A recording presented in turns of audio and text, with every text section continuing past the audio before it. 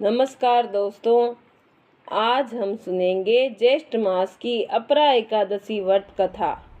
एक समय की बात है, युधिष्ठिर महाराज भगवान श्री कृष्ण से पूछने लगे, हे माधव, ज्येष्ठ मास के कृष्ण पक्ष में आने वाली एकादशी का क्या नाम है तथा इसका क्या महत्व है, मुझे विस्तार पूर्वक बताइए। हे युधिष्ठिर, आपने जन कल्याण के लिए बहुत ही उपयोगी प्रश्न पूछा है। ज्येष्ठ मास के कृष्ण पक्ष में आने वाली एकादशी का नाम अपरा एकादशी है। ये एकादशी प्रेत योनि में की गई हुई जीव आत्मा को मुक्ति प्रदान करती है। इसलिए इस एकादशी के दिन अपने पूर्वजों का ध्यान करते हुए व्रत का पालन करना चाहिए। पूर्वांत समय महीध्वज नाम का एक महान राजा राज्य करता था। वह बहुत ही धर्मात्मा था। उसके राज्य में प्रजा सुखपूर्वक निवास कर रही थी। उसका छोटा भाई व्रजध्वज अत्यंत क्रूर और अन्यायी राजा महीध्वज की लोकप्रियता से वह बहुत चिड़तला कुकर्मियां किया, जिसकी कल्पना भी असंभव है। रात के समय वह महल में गया और उसने अपने भाई महीध्वज की हत्या कर दी और उसके शव को बेरहमी से नगर के बाहर एक पीपल के पेड़ के नीचे गाड़ दिया।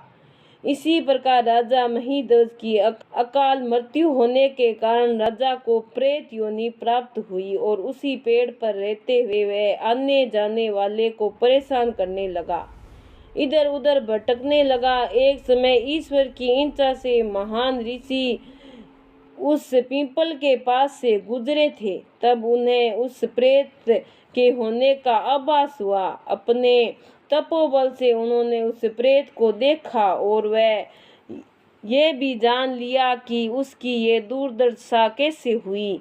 उदार मन वाले ऋषि ने प्रेत की योनि में रहने वाले राजा को पेड़ से नीचे उतारा और उन्हें परलोक विदा किया।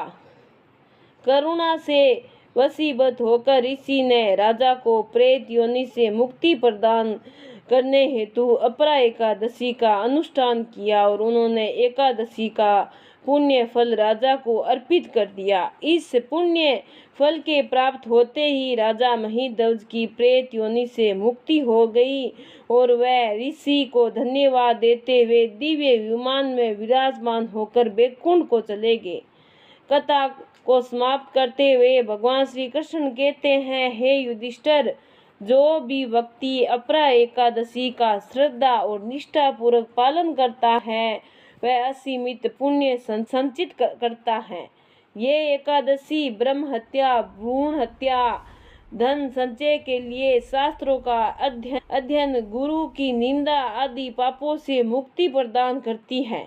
शास्त्रों में मनुष्य जीवन में करने योग्य कुछ पुण्य कर्म बताए गए हैं, जैसे कि कार्तिक मास में पुष्कर में स्नान करना, काशी में महाशिवरात्रि का पालन करना, गया पिंडदान करना, पुष्कर में स्नान करना, माघ मास में प्रयाग में स्नान करना, स्वर्ण का दान देना, भूमि का दान देना आदि। वर्तमान समय में जो भी व्यक्ति ये सभी पुण्य कर्मों को नहीं कर पाते वह इन सभी का फल अपरा एकादशी का व्रत और पूजन करने से प्राप्त कर सकते हैं।